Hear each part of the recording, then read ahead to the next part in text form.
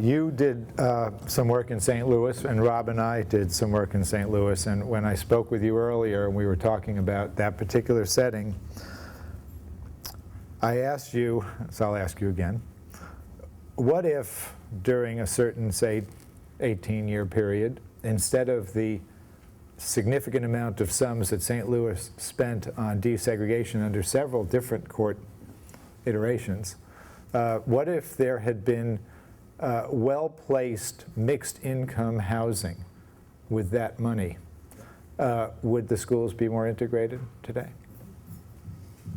Well, in St. Louis, for those of you who aren't familiar with it, St. Louis is a desperately poor central city, one of the most rapidly declining central cities in the country in 1980 when it was ordered to desegregate. It had a history of extreme discrimination. If you go back far enough, of course, it was illegal to educate black people in Missouri. They used to go across the Mississippi River and get trained secretly to read in the islands in the Mississippi and so forth.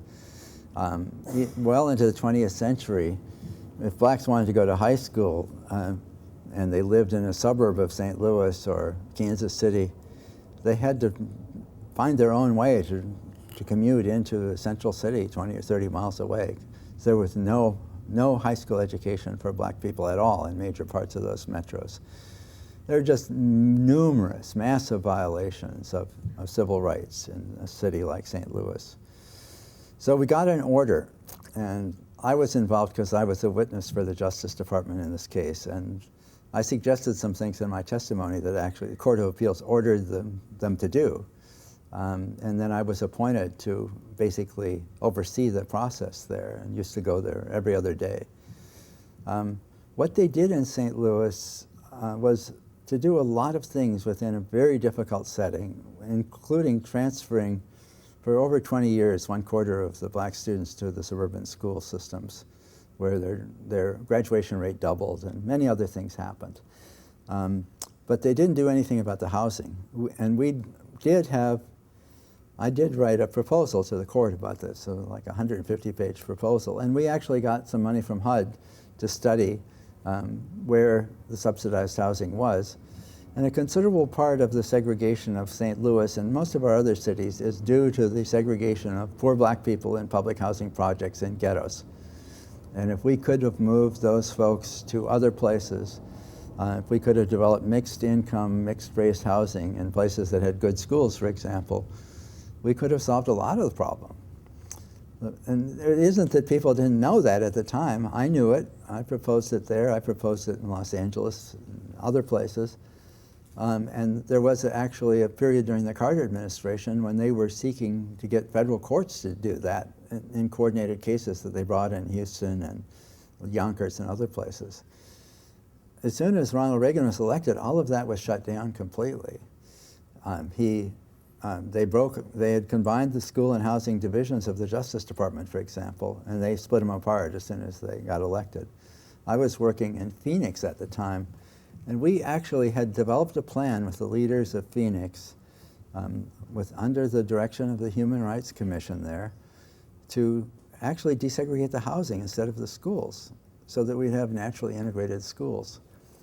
We had the business leadership of Phoenix behind it, the religious leadership, all kinds of people. As soon as Ronald Reagan was elected, it was dropped. The mayor went to the city council meeting and said, we don't have to do anything. And they didn't. You know, we could have done a lot.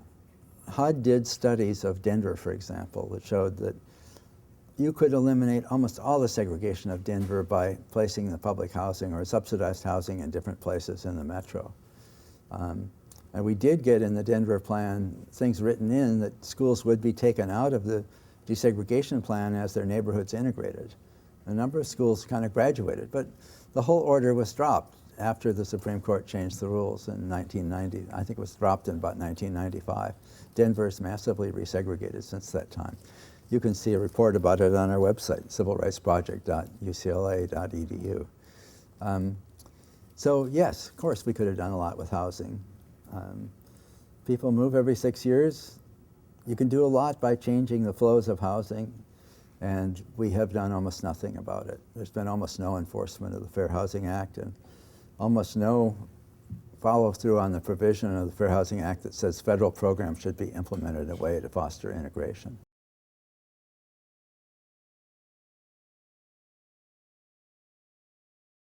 For more information, visit hightechhigh.org.